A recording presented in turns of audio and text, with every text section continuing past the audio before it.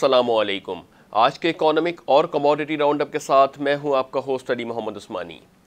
फरवरी और मार्च के महीने में जब कोरोना वायरस ने अपना इम्पैक्ट डालना शुरू किया था तो हमने देखा था कि पाकिस्तान समेत दुनिया भर की मईशतों के अंदर हमें डाउनफॉल होता हुआ दिखाई दिया था। ना सिर्फ पाकिस्तान की मईशत बल्कि सबसे ज़्यादा अमरीकी और चाइनीज़ मईशतें बहुत बुरी तरीके से मुतासर होती हुई दिखाई दी थी। साथ ही साथ इटली, जर्मनी, फ्रांस के अंदर भी हमारे को मुतादिद केस सामने आते हुए दिखाई दिए थे और बहुत ही तेज़ी के साथ इकोनॉमिक सरगर्मियाँ हमें मुअत्तल होती हुई दिखाई दी थी। पाकिस्तान ने गर्चे मार्च के अंदर अपने पास एहतियाती तदबीर के साथ तहत जो है अपनी मुल्क को बंद करना शुरू किया था, मगर हमने देखा था कि उस वक्त पाकिस्तान की सरगर्मियाँ काफ़ी हद तक के ऐसा लग रहा था कि पाकिस्तान बहुत तेज़ी के साथ जो है वो तरक्की की तरफ गामजन होता हुआ दिखाई दे रहा है। मार्च के महीने में FATF की तरफ से जारी करदा गाइडलाइन के तहत पाकिस्तान ने काफ़ी पेशरफ्त की थी और जहाँ पर फरवरी में पाकिस्तान को एक्सटेंशन दी गई थी कंप्लायंसेस करने के लिए, बिलखुसूस एंटी मनी लॉन्ड्रिंग एक्ट के तहत, और टेरर फाइनेंसिंग के लिए जो पाकिस्तान ने अपने इकदाम किए थे उसको FATF की टीम ने बहुत सराहा था और अक्टूबर तक की पाकिस्तान को फाइनल डेडलाइन दे दी गई थी। सब कुछ ऐसा लग रहा था कि पाकिस्तान के फेवर में है, मगर अचानक कोरोना वायरस की वजह से मुल्क की मईशत के अंदर जो एक लॉकडाउन की सिचुएशन बरकरार हुई, कारोबारी ज़िंदगियाँ मुअत्तल होना शुरू हुई। सूबे और वफाक के दरमियान हमें इख्तलाफ देखने में आया कि वफाक की जानिब से कहा जा रहा था कि लॉकडाउन ना किया जाए और कारोबारी ज़िंदगियों को जो है वो नॉर्मल लेवल के ऊपर रखा जाए, मगर वहीं पर सूबा सिंध के अंदर हमने देखा कि प्रॉपर लॉकडाउन के ऊपर बहुत ज़्यादा बहस छिड़ी रही और काफ़ी इलाकों को सूबा सिंध के अंदर जो है वो लॉकडाउन करना पड़ा। बहरहाल अब चूंकि ये कोरोना वायरस का इम्पैक्ट धीरे धीरे मुल्क की मईशत से निकलता जा रहा है, केसेस तो नंबर ऑफ केसेस हमारे सामने आ रहे हैं। अमेरिका के अंदर भी हमने देखा कि 50,000 से केसेस ऑन रिकॉर्ड बढ़ते चले जा रहे हैं। तकरीबन 3 मिलियन के करीब अमेरिका के अंदर केसेस रिपोर्ट हुए हैं। तो पाकिस्तान के अंदर भी केसेस तो आ रहे हैं, मगर अब जो सीवियरिटी है उसको थोड़ा सा मेल्ट डाउन होता हुआ हमको दिख रहा है और मुल्क की मईशतों के अंदर हमारे को काफ़ी रद्द-ओ-बदल और पॉजिटिव एंगल से इकोनॉमिक एक्टिविटी बढ़ती हुई दिख रही हैं। गर्चा SOP को मेंटेन किया जा रहा है, मगर फिर भी जो है वो कारोबारी ज़िंदगी को बहाल रखा गया है पूरी दुनिया के अंदर। पाकिस्तान के अंदर अगर हम बात करें तो इसकी वजह से जो पाकिस्तान की मईशत मुतासिर हुई थी, मगर अगर हम आदात के हवाले से बात करते हैं तो पाकिस्तान का ये एक्सपेक्ट ये किया जा रहा था कि पाकिस्तान रवा माली साल जो अपना तिजारत करेगा या एक्सपोर्ट्स करेगा उसकी वैल्यू का हजम रखा गया था तकरीबन 26 बिलियन US डॉलर का। वहीं पर कोरोना वायरस की वजह से जब इकोनॉमी के अंदर स्लो डाउन आया और मार्च और अप्रैल के महीने के अंदर पाकिस्तान के अंदर सरगर्मियाँ मुअत्तल रहीं, बिलखुसूस एक्सपोर्ट और इंपोर्ट्स के हवाले से, जो कि हमारे एक बहुत बड़े ज़रिए डॉलर की आमदनी का है, जिसकी वजह से हमारे मुल्क में डॉलर का इन्फ्लो होता है, वही चीज़ें हमारे को काफ़ी स्लो डाउन होती हुई दिखाई दी। तो हमको ऐसा लग रहा था कि पाकिस्तान में जो है वो काफ़ी हद तक के जो है वो डिप्रेशन की सिचुएशन क्रिएट हो सकती है आने वाले दिनों के अंदर। मगर हमने देखा कि पाकिस्तान ने जो हदफ था तकरीबन 26 बिलियन US डॉलर का जो हदफ था उसको अचीव तो नहीं किया, मगर एक सब्सटेंशियल लेवल के ऊपर जो है वो एक्सपोर्ट का टारगेट को पाकिस्तान ने अचीव किया, यानी 21.4 बिलियन US डॉलर के एक्सपोर्ट को टारगेट को पाकिस्तान ने अचीव किया, जो कि गुज़िश्ता साल के मुकाबले में तकरीबन 6.83% से कम है। अगर हम ये बात करते हैं कि पाकिस्तान ने जो है वो इस दौरान भी अपने एक्सपोर्ट्स के अंदर कुछ एक डिक्लाइनिंग फेज तो शो किया, मगर स्टेबिलिटी भी इसके अंदर हमारे को देखने में आई। साथ ही साथ IT और IT इनेबल्ड सर्विसेज के हवाले से भी हम बात करते चले कि 11 माह के अंदर पाकिस्तान ने जो IT सर्विसेज एक्सपोर्ट्स की हैं वो तकरीबन गुज़िश्ता साल के मुकाबले में उसके अंदर भी हमारे को कुछ ग्रोथ होती हुई दिखाई दी है। गुज़िश्ता साल IT सर्विसेज जो हमने पाकिस्तान ने एक्सपोर्ट की थी 11 माह के अंदर, वो तकरीबन 917 यानी 917 मिलियन US डॉलर की एक्सपोर्ट की थी। वहीं पर इस साल जो है 11 माह के अंदर तकरीबन 1.1 बिलियन US डॉलर की पाकिस्तान ने IT सर्विसेज को एक्सपोर्ट किया है। तो हमने देखा ये इस वक्त हमारे इदारे, हमारे बिजनेस कम्युनिटी भरपूर अंदाज से सपोर्ट तो कर रही है, मगर दूसरी ही तरफ हमने देखा कि यहाँ पे मुल्क के अंदर कुछ ऐसी मैकेनिज्म और ऐसी गवर्नमेंट की जानिब से जारी करदा पॉलिसी के तहत एक बहुत बड़ा रूम भी मौजूद है, जिसकी वजह से हमें मैनिपुलेशन के भी हमारे को असरात इकोनॉमी में आते हुए दिखे। इसके अंदर हमने गुज़िश्ता अपने प्रोग्राम्स के अंदर भी बात की है कि जिस तरीके से ज़ख़ीरा अंदोज़ी या कार्टेल के ऊपर भी पाकिस्तान के अंदर हमारे पास केसेस सामने आए, यानी अगर हम ये सारी चीज़ों को मैनेज कर लेते, जो इंटरनल हमारे डिस्टर्बेंस है जिसके अंदर हम कार्टेल के ऊपर बात करते हैं, चाहे शुगर माफिया के ऊपर बात करते हैं, चाहे गंदम के माफिया पे बात करते हैं, चाहे ऑयल के माफिया के ऊपर बात करते हैं, तो हमारा इंटरनल सिस्टम इस तरह कमज़ोर हुआ है कि हमारी बिजनेस कम्युनिटी अगर उसको सपोर्ट करती भी है तो उसके समरात हमारे आवाम तक के नहीं पहुँच पाते। यही यही वजह है कि जब गवर्नमेंट ऑफ पाकिस्तान ने ऑयल के प्राइसेस को तकरीबन 25 रुपए तक के कम कर दिया था, 25 से 35 रुपए के करीब कमी आई थी ऑयल प्राइसेस के अंदर इंटरनेशनल मार्केट की वजह से, तो उस दौरान गवर्नमेंट ऑफ पाकिस्तान के पास एक अपॉर्चुनिटी बनी थी कि बिजनेस कम्युनिटी को एक कॉस्ट ऑफ डूइंग बिजनेस पे हमारे को थोड़ी सी कॉस्ट डिक्लाइन हो रही थी, साथ ही वो पीरियड था जब गवर्नमेंट ऑफ पाकिस्तान हेज कर सकती थी ऑयल को। मगर वहाँ पे कुछ गवर्नमेंट की हिकमत अमली रही होगी कि उन्होंने क्यों हेज नहीं किया। बहरहाल उन्होंने बाद में इस चीज़ का डिसीजन लिया, मगर हमने ये देखा कि जब ऑयल नीचे आया तो उसके बाद हमारे को ऑयल की शॉर्टेज भी दिखाई दी साथ में। तो जिस एंगल के ऊपर गवर्नमेंट और आवाम के दरमियान एक अलायंस या एक ब्रिज बन सकता था, एक कोऑर्डिनेशन का और डेवलपमेंट आ सकती थी, वहीं पर हमने एक बहुत बड़ा गैप भी देखा जिसने इस पूरी अपॉर्चुनिटी को जो है वो पूरा का पूरा डिजास्टर सिनेरियो के अंदर क्रिएट कर दिया और वापस आवाम वहीं पे आगे खड़ी हो गई जो कोरोना वायरस से पहले की सूरत हाल थी। इस वक्त पाकिस्तान ने जो IMF से साथ $6 बिलियन की एक्सटेंडेड फंड फैसिलिटी के ऊपर बात कर रहा है, उसको भी रिवाइवल के लिए भी अब IMF ने अपनी सख्त शराइत पाकिस्तान के सामने रख दी हैं, जिसके अंदर बिजली के नरखों का महंगा करना सबसे अहम नुक्ता नज़र है।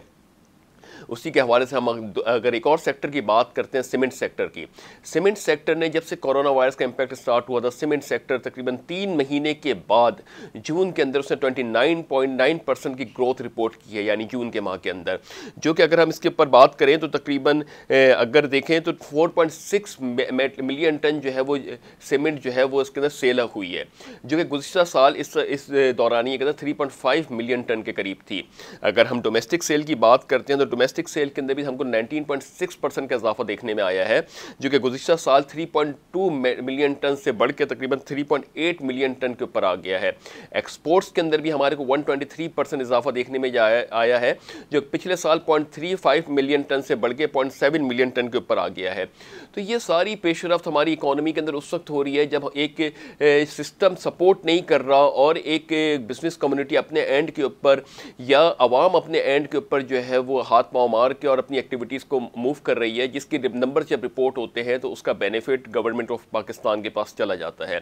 इमरान खान साहब को बहुत सीरियस एंगल के ऊपर इन सारी चीज़ों को देखना होगा, क्योंकि अगर ये मसाइल पाइल अप होते चले जाएंगे, तो गुज़िश्ता हमने देखा कि एक माफिया के दरमियान फंसे, फिर सेकेंड माफिया, फिर थर्ड माफिया, अब इंटरनेशनल माफिया के दरमियान पाकिस्तान के जो है वो गिर्द जो है वो घेरा तंग हो सकता है। उसकी वजह यह है कि इंडिया, चाइना और अमेरिका की जो एक स्टेट ऑफ वॉर सिचुएशन है, जो हम बार बार अपने प्रोग्राम के अंदर अपने न्यूज़ चैनल के तहत इस बात को अबावर करवाते चले आए हैं कि खित्ते की सूरत हाल इस वक्त बहुत ही ज़्यादा कशीदा है। चाइना, इंडिया, अमेरिका, साथ में साउथ चाइना सी और ये ताइवान और ग्वाम जजीरे के ऊपर जो सूरत हाल है उससे यकीनन हम सब वाकिफ़ हैं। इन सारी सूरत हाल के पेश नज़र पाकिस्तान का भी बहुत इंपॉर्टेंट रोल होगा आने वाले दिनों के अंदर। तो इमरान खान साहब को ये जो इंटरनल इशूज़ हैं इनको जो है वो जल्द अज जल्द रिजॉल्व करके इसको एक प्लेटफॉर्म के ऊपर लाना चाहिए और इंटरनेशनल लेवल्स के ऊपर अपनी सालमियत के ऊपर बात करनी चाहिए, अपने एक रोल प्ले करना चाहिए।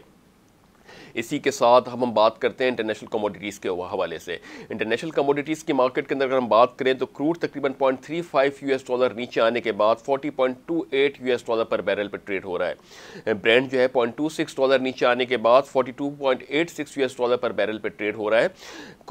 गोल्ड जो है वो $8.25 नीचे आने के बाद $17.85 पर बैरल पर ट्रेड हो रहा है। तो ये सारी सूरत हाल अगर हमने देखी तो इसके तहत जो ऑयल मार्केट के अंदर हमारे को एक गिरता हुआ रुझान, मतलब एक बैलेंस्ड अप्रोच होती हुई दिख रही है। गोल्ड ने अपने आप को तकरीबन $1800 तक के भी टच किया और अभी जो लेटेस्ट अपडेट आई है उसके अंदर $1800 की ही ऊपर चल रहा है, जो कि $1820 तक के टच कर चुका है गोल्ड।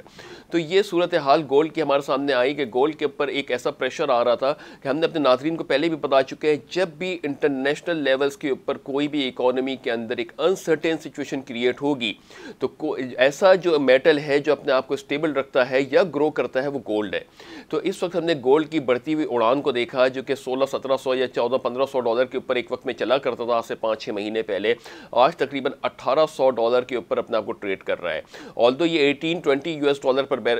पर औंस तक के चला गया था, मगर कुछ ऐसी न्यूज़ की बेसिस के ऊपर जैसे अमेरिका में नंबर ऑफ केसेस का बढ़ना, ओपेक प्लस की जानिब से जो है वो एक प्रॉपर अभी ब्रीफिंग ना आना, जो कि 9.7 million barrel per day cut के ऊपर बात कर रहे थे, और अब एक्सपेक्ट ये किया जा रहा है शायद अगले महीने से इसको 7.7 मिलियन बैरल पर डे तक के लेके चले जाएं। तो इसी वजह से ऑयल के अंदर जो है हमारे को एक थोड़ी बैलेंस्ड अप्रोच दिख रही है जब तक कि कोई एलानिया जारी नहीं होता, और गोल्ड के अंदर भी हमारे को एक थोड़ा सा एक करेक्शन फेस भी दिख रहा है। तो साथ साथ हमने ये देखा कि इंटरनेशनल लेवल्स के ऊपर जो मईशतें हैं वो काफ़ी बुरी तरीके से जो है वो अपने आप को इस वक्त मुतासिर किए हुए हैं, क्योंकि ओपेक की वजह से इंटरनेशनल लेवल्स के ऊपर क्या ऑयल के ऊपर आता है, सेंटीमेंट्स आते हैं। चाइना ने गर्चे जो है वो जून के महीने में रिकॉर्ड इंपोर्ट की है। ये भी बताते चलें चाइना ही से कोरोना वायरस स्टार्ट हुआ था, उस वक्त China 11.3 million barrel per day के हिसाब से ऑयल इंपोर्ट करता था, मगर जो कोरोना वायरस के बाद चाइना की इंपोर्ट तकरीबन 8 to 9 million barrel per day के हिसाब से हो गई थी। मगर अगर अभी लेटेस्ट रिपोर्ट के हिसाब से, जो कि अभी एक र्यूमर के तौर पे आ रही है, उसके अंदर ये कहा जा रहा है कि चाइना ने तकरीबन 11.4 मिलियन बैरल पर डे, जो कि उसकी अपनी रिकॉर्ड इंपोर्ट थी, उससे भी ज़्यादा चाइना ने इंपोर्ट किया है ऑयल को। तो इन सारी न्यूज़ ने ऑयल को जो है कुछ बैलेंस अप्रोच के ऊपर रखा हुआ है। गोल्ड ने भी अपने आप को एक बैलेंस के ऊपर रखा हुआ है कि 1750 से 1800 के दरमियान अपने आप को एक स्ट्रेच रेंज बाउंड रखा हुआ है। तो आने वाले दिन बहुत इंपॉर्टेंट हैं, क्योंकि इसके अंदर हमने देखना ये होगा कि आने किस तरीके से इंटरनेशनल मईशत जो है वो आपस में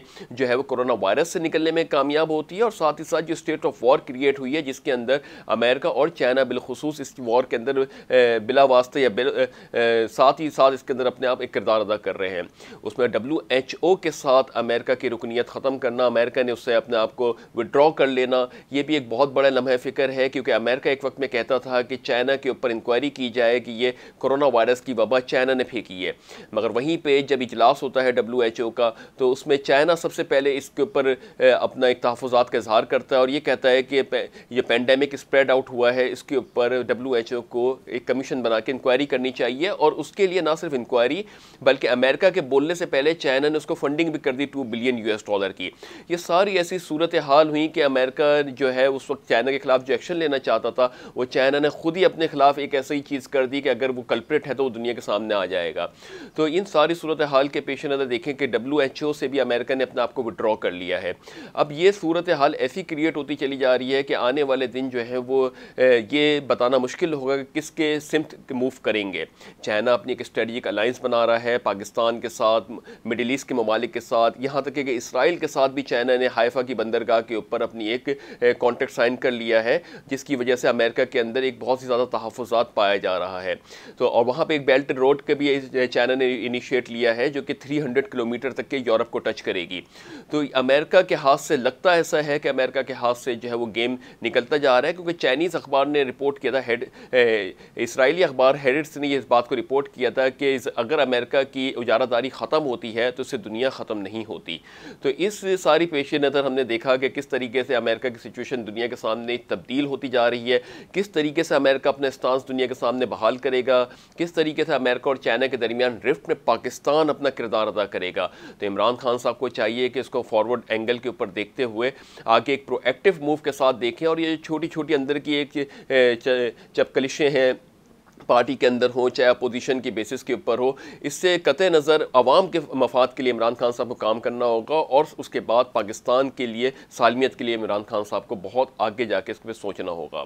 तो इस दुआ के साथ कि अल्लाह ताला पाक सरज़मीन को शाद आबाद रखे, अपना बहुत बहुत बहुत ख्याल रखिएगा। अपने होस्ट अली मोहम्मद उस्मानी को इजाज़त दीजिए। अल्लाह हाफ़िज़।